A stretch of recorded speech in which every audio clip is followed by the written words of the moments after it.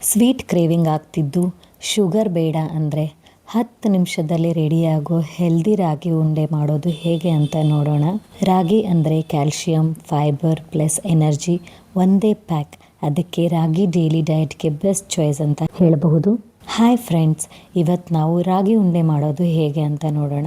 1 bowl ರಾಗಿ ಹಿಟ್ಟು, 1 ಅರ್ಧ bowl organic ಬೆಲ್ಲದ ಪುಡಿ ಮತ್ತು ಡ್ರೈ ಫ್ರೂಟ್ಸ್ ಬಾದಾಮಿ, ಗೋಡಂಬಿ 4-5, 1 ಏಲಕ್ಕಿ, 4-5 ಸ್ಪೂನ್ ತುಪ್ಪ ಬೇಕು.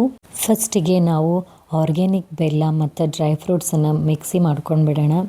ಕೆಲವೊಂದು ಮಕ್ಕಳು ಡ್ರೈ ಫ್ರೂಟ್ಸ್ ತಿಂತಿರೋದಿಲ್ವಲ್ಲ, ಅವ್ರಿಗೆ ಗೊತ್ತಾಗ್ದ ಹಾಗೆ ತಿನ್ನಿಸ್ಬೇಕಂದ್ರೆ ಇದನ್ನು ಮಿಕ್ಸಿಗೆ ಹಾಕೊಂಡ್ಬಿಟ್ರೆ ಇದರಲ್ಲಿ ನಾವು ಡ್ರೈ ಫ್ರೂಟ್ಸ್ ಹಾಕಿದ್ವಿ ಅಂತ ಕೂಡ ಗೊತ್ತಾಗೋದಿಲ್ಲ. 1 ಏಲಕ್ಕಿ ಕೂಡ ಹಾಕ್ಕೊಂಡ್ಬಿಟ್ಟು ಮಿಕ್ಸಿ ಮಾಡಿ ಅದನ್ನು ಒಂದು ಬೌಲಿಗೆ ಟ್ರಾನ್ಸ್ಫರ್ ಮಾಡ್ಕೊಂಡ್ಬಿಡೋಣ. ಫಸ್ಟಿಗೆ ನಾವು ಬಾಳಿಗೆ ಇಟ್ಟು ಗ್ಯಾಸ್ ಆನ್ ಮಾಡಿ ತುಪ್ಪ 4-5 ಸ್ಪೂನ್ ತುಪ್ಪ ಹಾಕ್ಬಿಡೋಣ. ಫಸ್ಟ್ ತುಪ್ಪ ಹಾಕಿ ಕಾಸ್ಕೊಳೋದ್ರಿಂದ ನಾವು ರಾಗಿ ಹಿಟ್ಟನ್ನು ಭಾಳ ಹುರಿಯೋ ನೆಸೆಸಿಟಿನೇ ಇರೋದಿಲ್ಲ. ಜಸ್ಟ್ ಒಂದು 4 ಮಿನಿಟ್ಸ್ ಟು 5 ಮಿನಿಟ್ಸ್ ಹುರಿದ್ಬಿಟ್ರೆ ಸಾಕು. ನೋಡಿ, ಈ ಥರ ಬಿಸಿ ಆದಮೇಲೆ ನಾವು ಹಿಟ್ಟು ಹಾಕಿದರೆ ನೊರೆ ಬರಬೇಕು, ಅಂದರೆ ತುಪ್ಪ ಕಾದಿದೆ ಅಂತ ಅರ್ಥ. ಈ ಥರ ಬಂದರೆ ನಾವು ಜಸ್ಟ್ 2-3 ಮಿನಿಟ್ಸ್ ಹುರಿದ್ರೆ ಸಾಕು. ಹೊತ್ತಿಸ್ಬೇಡ್ರಿ, ಹೊತ್ತಿಸಿದ್ರೆ ಟೇಸ್ಟ್ ಚೆನ್ನಾಗಿ ಬರೋದಿಲ್ಲ.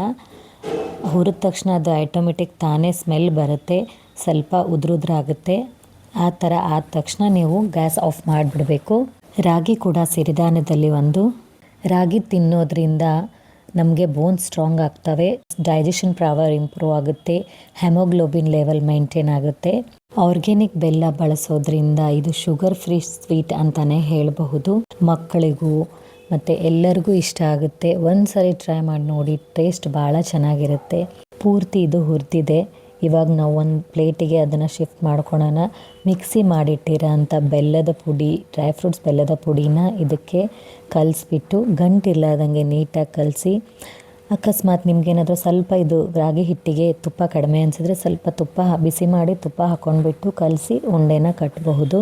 ನಿಮಗೇನಾದರೂ ಬೆಲ್ಲ ಹಾಕಿ ಮಾಡ್ಕೊಳೋದು ಇಷ್ಟ ಇಲ್ಲ ಅಂದರೆ ಬೆಲ್ಲದ ಬದಲಿ ಸಕ್ಕರೆ ಮತ್ತು ಡ್ರೈ ಫ್ರೂಟ್ಸನ್ನು ಮಿಕ್ಸಿಗೆ ಹಾಕ್ಕೊಂಡು ಮಾಡ್ಕೋಬಹುದು. ರಾಗಿ ಒಂದು ಸಿರಿಧಾನ್ಯ ಆಗಿದ್ದರಿಂದ ಇದು ಮಕ್ಕಳಿಗೆ, ಎಲ್ಡರ್ಸ್ಗೂ ಎಲ್ಲರಿಗೂ ಭಾಳ ಒಳ್ಳೆಯದು.